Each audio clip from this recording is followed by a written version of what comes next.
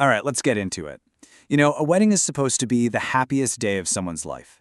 But what if that perfect day could be twisted, engineered into the perfect weapon? Today, we're breaking down a conspiracy so floss, it literally turns love into poison and brothers into mortal enemies. This is the story of the poisoned wedding. And at the very heart of this whole tragedy is this simple but really powerful idea. The thought that some connections are just immediate. They're profound, and they can completely overturn a lifetime of what you thought you knew. It's a beautiful concept, right? But as we're about to see, it's also an incredibly dangerous one. And yeah, that's the big question, isn't it? We're about to see how a clear path to happiness gets twisted into this perfect storm of destruction, all orchestrated by people pulling strings from the shadows. To really get how this all went down, first we need to meet the people at the center of it all. So first things first, we have to untangle the relationships here. And believe me, it's a complex web where duty, habit, and true, passionate love are all dangerously mixed together. This right here, this is the emotional core of our story. That's Lee Sing-yun, our hero. And, super important detail, he's a hidden royal heir. He only realizes his true feelings for Ji Rushua after he thinks he's lost her forever. And this one single confession, it sets everything else in motion. Okay, so here are our four key players. You've got our hero, Lee Sing-yun, and his childhood friend, Lu Lin-chuan. Then there's Zhang Zifan, who comes from the very powerful Tongwen-guan faction, and he is completely in love with Lin Xuan. And finally, we have Ji Rusei, the one who's captured Lee Sing-yun's heart. But here's the catch, she belongs to the mysterious Magic Square. Now, those two factions, Tongwen-guan and the Magic Square, they're the big chess pieces in this game. You're gonna want to remember them. Lee Sing-yun actually figures this whole thing out himself. He admits, quote, "We thought being interdependent from childhood was liking, thought that being companions for so long was love. His bond with Lin Xuan was like family, a habit born from growing up together. But his love for Rusei, that was something totally different. That was fate, and this painful realization, well, it's the spark that lights the fuse for everything to come." So, with everyone's true feelings out in the open, it seems like, finally, everyone can find their rightful place. A wedding is even planned, and it looks like a bright future is on the horizon. But of course, it's not that simple. First, tragedy strikes. Lu Lin-chuan is accidentally poisoned with this memory-wiping drug called Forget Sangshe. She forgets everything, including her beloved childhood companion, Li Jingyun. And in this incredibly vulnerable state, who finds her? Zhang Zifan, and he cares for her with this absolute devotion. Her amnesia actually lets her fall for him, free from the weight of her past.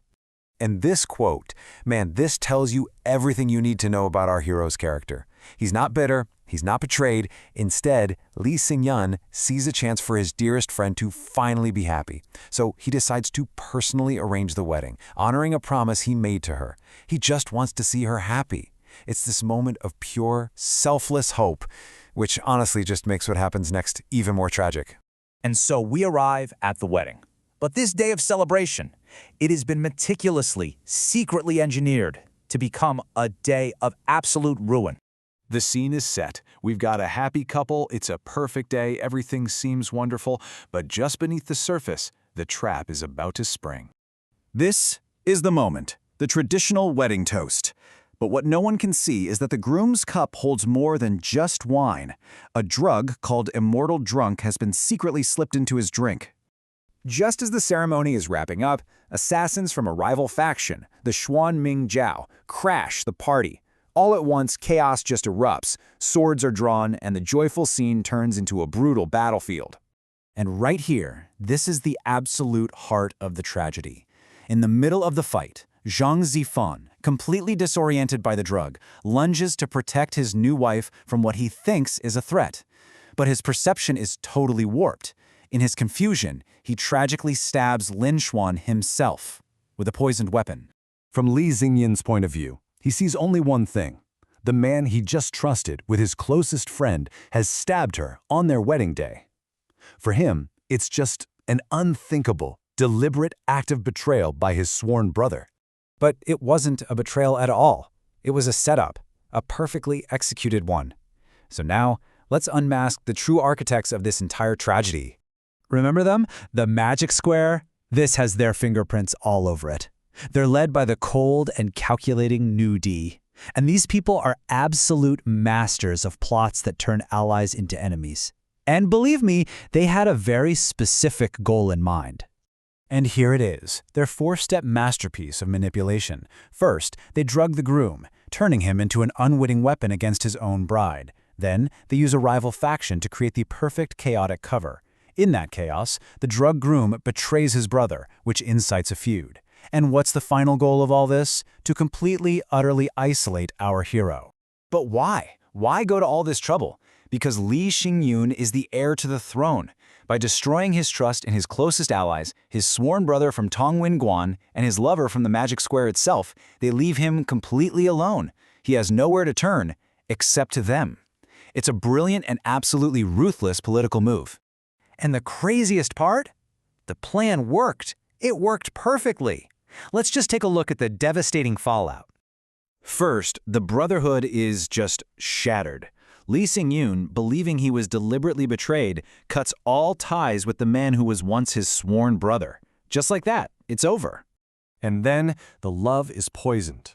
When Lee Xing-yun finds out that the whole plot was orchestrated by the Magic Square, how can he possibly trust Ji Ruche, the woman he loves, who belongs to that very faction?